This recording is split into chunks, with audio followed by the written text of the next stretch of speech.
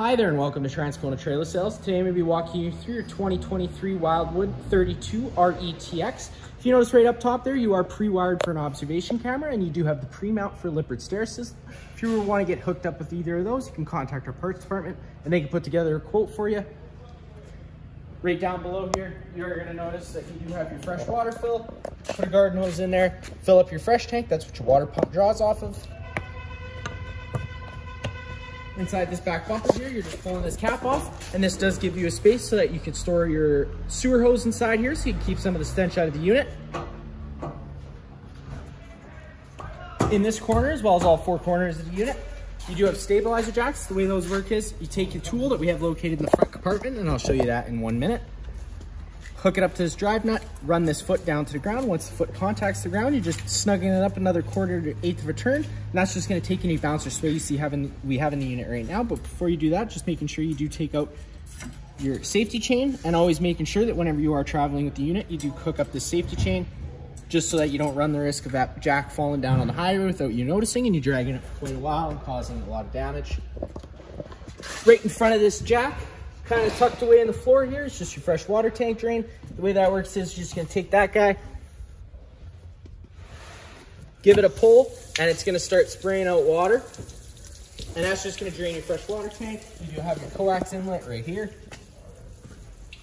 Right up above this window here, you do have the vent flap for your range hood. Whenever you do get to your campsite, you're just gonna wanna make sure you open up that guy so you can evacuate those fumes out of the unit. And whenever you do go traveling, just always making sure that you do clip it back into place. That way, you're not letting any excess dust inside the unit. Next, we do have your 50 amp plug-in. Just taking note of this silver strip here. Lines up with this here. You're just taking that guy, lining those up, pushing it into place, and you got that threaded collar to really lock it down. Following that guy back, you do have your standard 50 amp plug-in. Now some campsites may not have this plug-in, so we do include this 30 amp adapter. Just keep it in mind whenever you're going down to 30 amps of power, you won't be able to run 2 air conditioners at one time. And we also have a 15 amp park adapter included with that. And if you are using that, you're not gonna be able to run either of the ACs or any high powered option like the microwave. You do have your 2 low point drains tucked away in the fender well here. You're just opening up those valves, and that's just gonna drain any water that you have inside your lines, so that way it doesn't go stale or stagnant. Located right in front of those valves, you do got your galley tank drain, which is this guy here. And this is gonna be this is gonna be your galley tank drain, and this is gonna be for your sink and shower inside your bathroom. The galley tank is gonna be for your kitchen sink. You're always gonna wanna empty your black tanks first, however, as that's gonna be your dirtiest water filled from your toilet. And then you can come behind that with your 2 gray and galley tanks, as it's typically a little cleaner water coming from your sinks and your showers. You're gonna notice one more outlet right here. This is just gonna be if you tend to go with the washer dryer option that this is pre-plumbed for.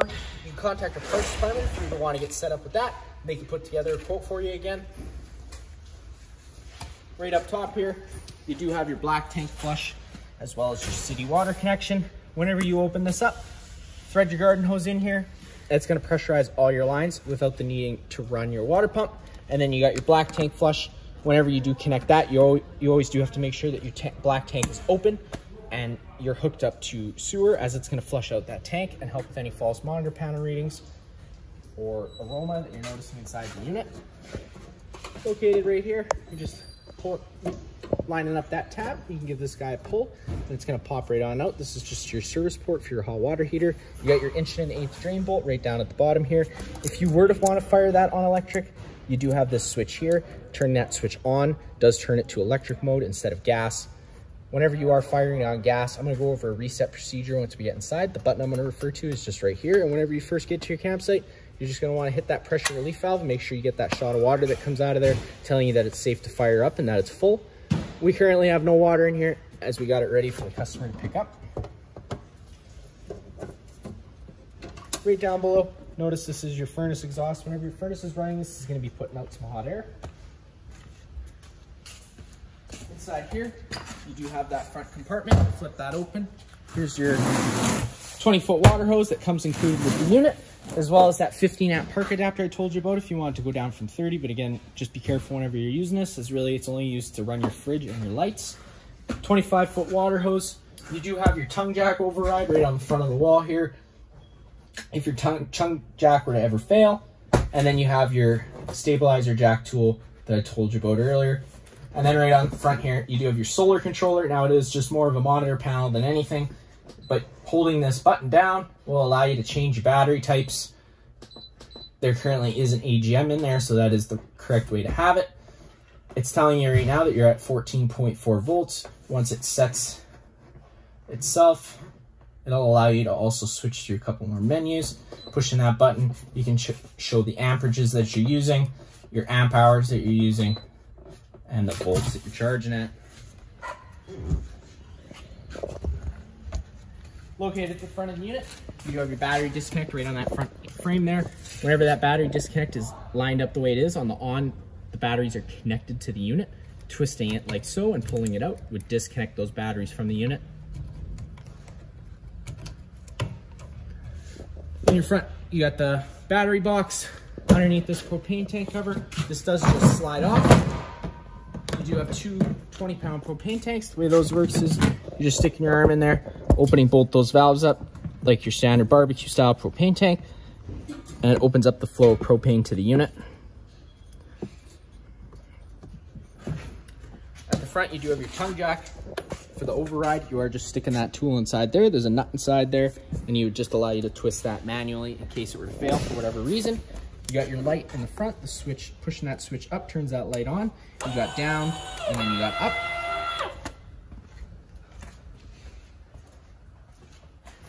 A little further down the unit, you got your two exterior speakers, as well as 110 plug-in, as well as cable satellite outlet.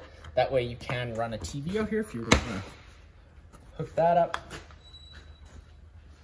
To get inside the unit, you are just taking this assist handle, pushing it up, folding it 90 degrees, and it'll lock into place. That'll allow you to open up your door. Whenever you are folding down your stairs, always making sure that you have that door fully open so it doesn't contact. Turn it open, you're just pulling that blue latch. It'll unlock it, allowing it to fold down. Taking note of these little silver notches here, it'll allow you to adjust those feet to your campsite needs, so that way you have nice and level stairs. Taking a step on inside, first thing you're gonna notice right on your left, it's just that fire extinguisher. That's gonna be simple, just like home, pull, pin and shoot. On the wall here, you do have your slide out control for the one slide on the driver's side. Hitting that button down, that slide out's gonna start making its way out. You're gonna know that slide out's fully extended when you hear the whines and the clicking of the motor. On the left, the light switch on the left does your awning light above your head. And the light switch on the right does just do a couple accent lights above the slide. There you go, you heard that clicking, so you know that slide's fully extended. This dimmer switch right on the right here is just to turn on all the lights in the main living space. Holding that dimmer switch allows those lights to then go dimmer and then brighter. And wherever you let off the dimmer, that's where those lights are gonna stay. Your second slide out is just operated off this button here. Pushing that button down, that slide out's gonna start making its way out, and it works the same way on the other side. You know that slide out's fully extended when you hear the motors wind up. You also have two awnings on this unit. Unfortunately today we're only gonna be able to open up one, but they both work the same way.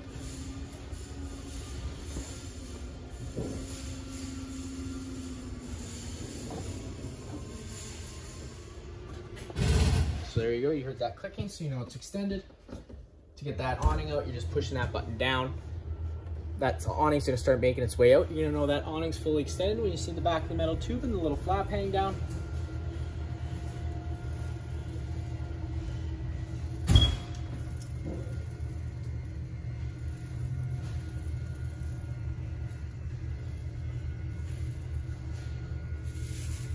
So there you go, you got that back of the metal tube and that little flap.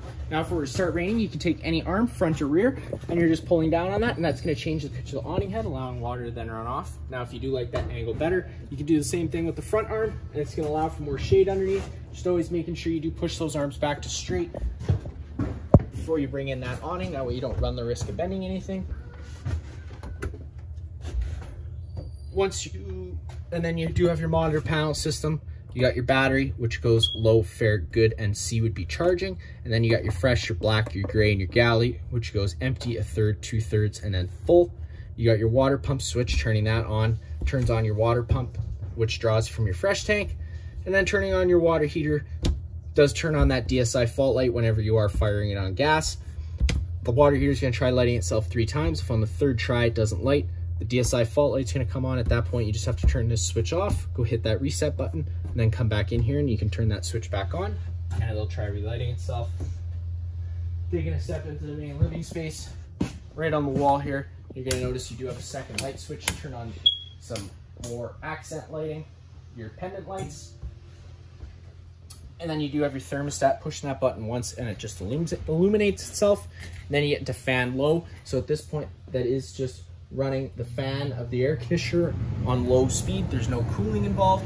And whenever you're running your fan or your air conditioner, you can either run it with these louvers open, in which case it's going to dump all its air into the main living space, or you can close them up and it's going to push its air through the ceiling ducting you have throughout the unit. Pushing that button one more time does get you into fan high. Now that is just, again, the fan on high speed. One more time, you get cool high. So now air conditioning takes into effect and it's running full time. At any point in time, you can just hit that temperature button and up or down, and it's going to change the temperature. One more time, you get to cool low, same thing, but on a low fan. Now you get into cool low auto. Auto makes it an on-demand system, so that fan's going to kick in and out as needed, depending on what you have done with your thermostat. Then cool high auto, and then you get to heat, which fires your furnace. Your furnace and your stove both run off propane inside here. Propane's heavier than air. This LP detector down here will start going off if you start getting to worrisome levels. At that point, you do just have to turn off the main supply of propane at the front of the unit and just open up your windows and turn on your vents, and that'll help evacuate those fumes out. You are pre-prepped for Wi-Fi if you want to go with that. You can contact your parts department. Once again, they'll put together a quote for you. You got your main dinette slide out area here. You do have a couple options you can run this in. You can run it as the way it is, where you got seating on both sides of the table, or you can move this cushion, take this, it just slides out of place. You got 2 metal poles and they just line up with those stake pockets, sliding them in like so, locks them in, and then you can have an extended sectional. And they do also include a nice little extra cushion so that it sits nice and even. And you can just move this cushion to the side. Now this couch does fold out to a bed. To do that, you are just grabbing the foot of the couch and allowing it to fold out. And then to get it back in, it is kind of just the same thing. Minus the fact that you have to just grab the head of the couch, and it locks back into place. All the blinds in the unit do work the same way. They just kind of sit where you leave them. Pulling it down, letting it go, it's going to stay there, and then just one tug and it'll retract itself back up. Keep note of how we have these 2 chairs located and how you do have the travel straps on them, so it doesn't allow them to move during travel. They do have to be positioned like this to have your slide outs being able to move freely. If you were to have them in the way of the slide out and you didn't notice, it can cause some damage. Located in this cupboard here, you got 4 screws that hold this in. If you pull that out, it does give you access to your water pump for winterization for that bypass valve. In here, you do get access. You got your little entertainment area, and you got your stereo, which pretty much works just like home, minus the fact of having zone 1 and zone 2. Zone 2 is going to be your exterior speakers, and zone 1 is going to be your interior speakers.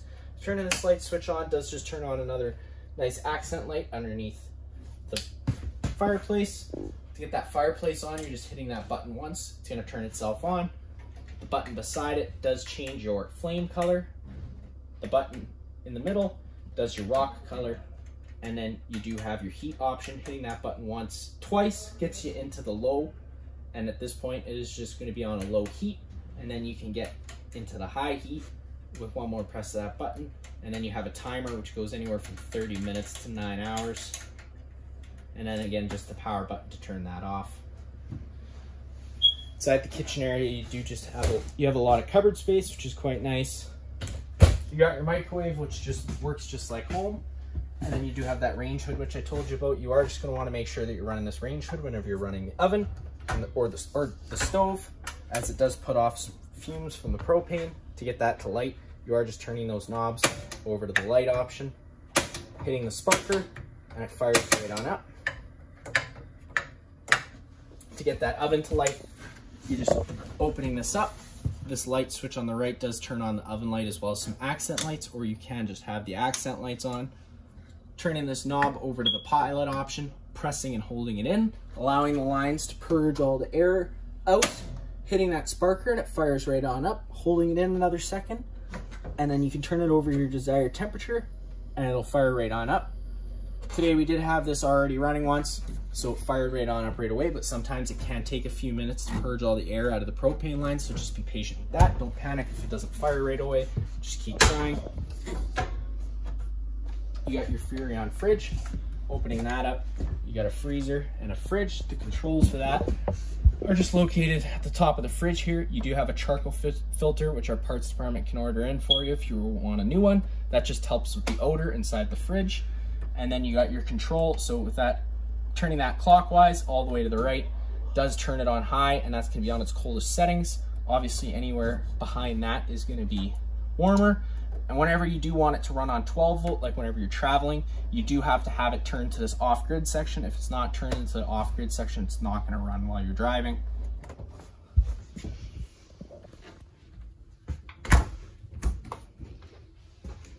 Also, underneath all the couches and the dinette, you do have some storage totes as well as storage space, which is quite nice. And then, of course, you have your sink with hot and cold water.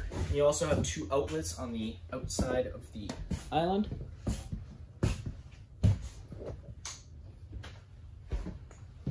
Taking a step into the bathroom, you're just opening up that door. You got your light switch right on your left. You do have a fan right above the toilet. You can open that up just by turning that knob, and then turning that on the corner, turns on that fan. Now, if it were to start raining, you would have to close this up, otherwise it's gonna get quite wet in here. Or you can purchase one of our Max Air vent covers, and that's gonna allow you to have this open whether you're traveling or it's raining. Great investment. You can contact our parts department to get a quote for that. You got your toilet, you got your shower with hot and cold water, sink, medicine cabinet, which also has a travel latch.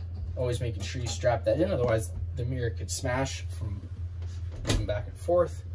Some storage space, and then right here you're going to notice this little false panel. You got 2 screws. Take those out, and that's going to give you access to your water heater for winterization to get to those bypass valves. And then also inside the bathroom you have your main GFI plug. You got test on the left, reset in the middle. If you ever have an orange or red light, that's just telling you that the system's tripped. And if you ever have an outlet that doesn't work, that would be the first place I'd look. Located right before the bedroom here, you do have your breaker and fuse panel. You're just flipping that guy down. Whenever a breaker trips, it's going to sit in the middle, so you have to turn it off and then back on again to reset it. Whenever you have your fuse blow, there's going to be a little red indicator light telling you which one's blown. To get inside the bedroom, you're just opening up that door. You do have another slide out in the bedroom, which unfortunately we're not going to be able to get all the way out today, as just due to space. But you're just pushing that button out, and it's going to work the same way as the other 2 front slides. Light switch on the left.